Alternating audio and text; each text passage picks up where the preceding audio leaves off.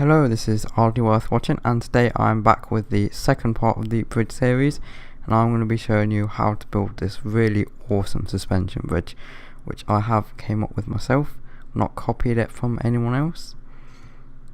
So just a few things before I show you that it's about around 50 blocks long, and it's best to make it an odd number of blocks long so you can find the middle to help you get this in the right place.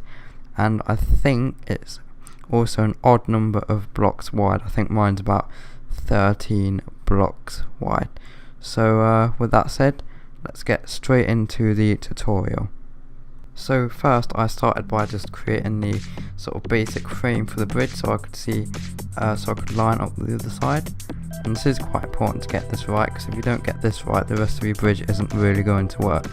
So as I already said, it's around 50 blocks long. I think it was about 48 when I might have been about, I think it was about 47 when I did it actually. So it does need to be an odd number because it does make it easier to get it right. So I'm just counting the blocks now, making sure it's an odd number and just working out where the middle is. And I did also do a bit of work on the ground on either side to make it fit in a little bit more. So as you can see, I marked the middle with some dirt on each side, so where it was. I think it was about 24 on each side into the middle. And I put this all the way up here, and it goes all the way above your bridge as well, about 17 blocks above your bridge, so just to line up. Then I started to construct the actual supports of the bridge. So I went in like parts of 5 going down, then I moved on to the other side. So as you can see, I've done exactly the same thing on this side. So you might need to change this slightly, how much you go up each time, depending on what you actually want your bridge to look like. So if you want it to be wider, you can also alter it, and it depends how far it is off the ground as well. So then I went back to it again, and I've started to make it wider to make it look a bit more solid and give it a bit more form. So once I'd done that, I also made it a bit wider the other way as well, so it makes it look a lot more solid and sort of realistic, so it doesn't look flimsy.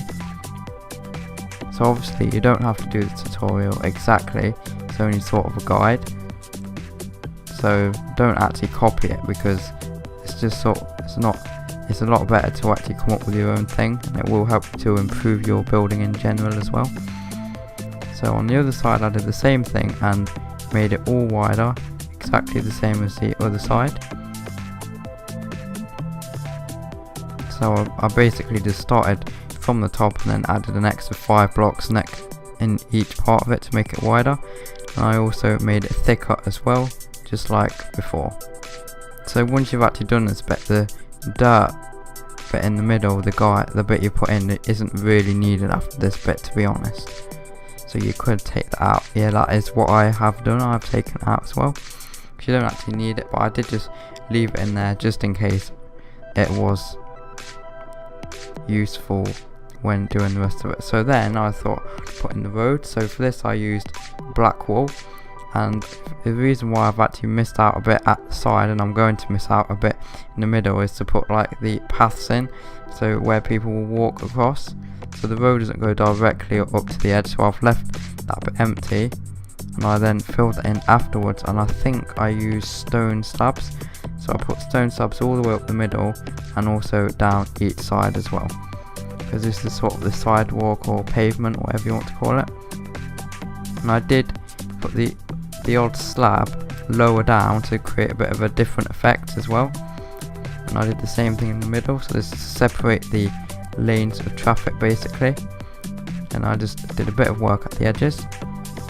Now on the sides I decided to make it look a bit more interesting and give it a bit more detail. So if you can see, I've added some white hardened clay and some black hardened clay to give it a bit of shape, and also I thought the underneath needed a bit more of a structure, because it didn't really look like there was anything there to hold it up.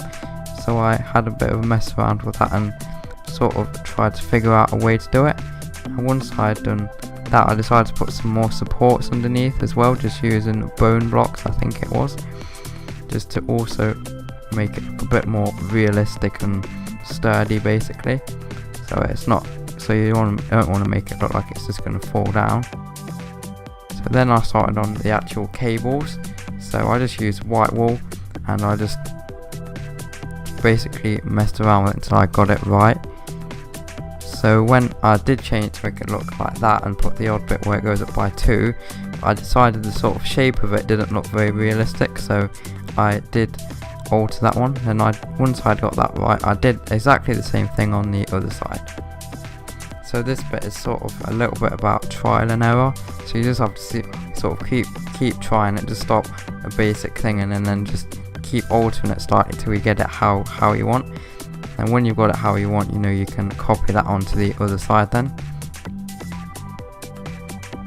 And I think I did exactly the same thing here as well on the other side.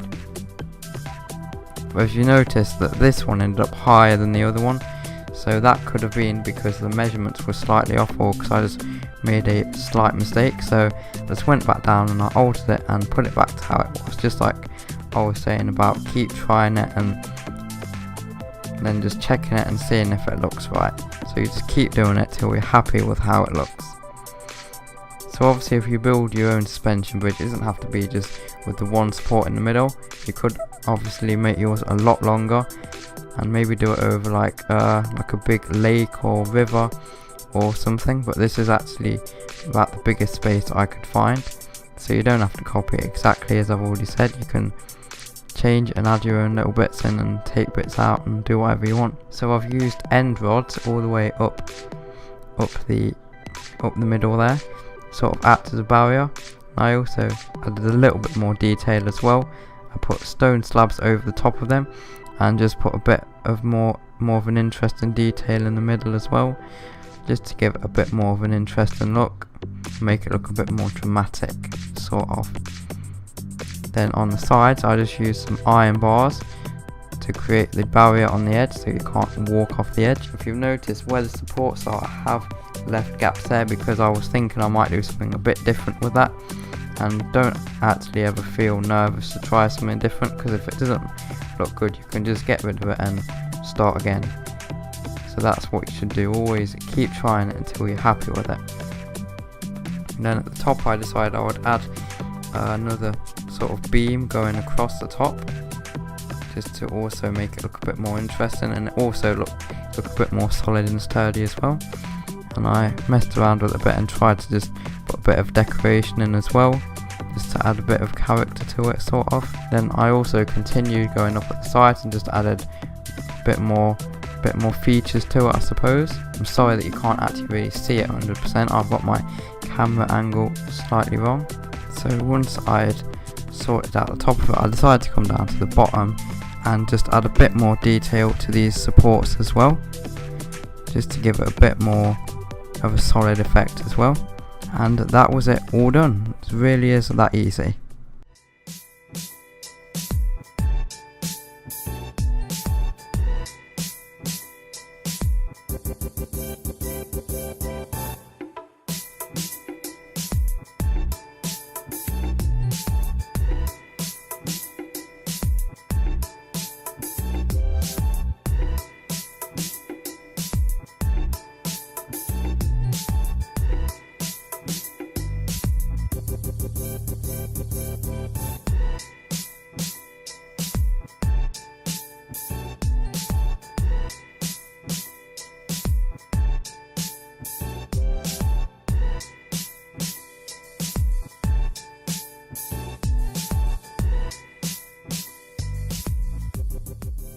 So I hope you've really enjoyed this video, and I hope you find it helpful in some way, and please remember to leave a like and subscribe, and I'll be back next week for the final part of the series.